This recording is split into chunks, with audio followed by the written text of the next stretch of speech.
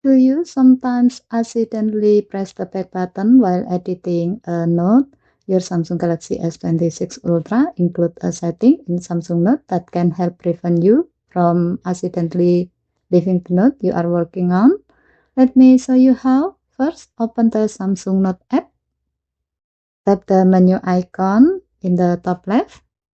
Then tap the settings icon. Tap Advanced. Now find block back button while editing and then turn the option on or off. For this example, let's turn it on. Now let's create or open a new note and type some text.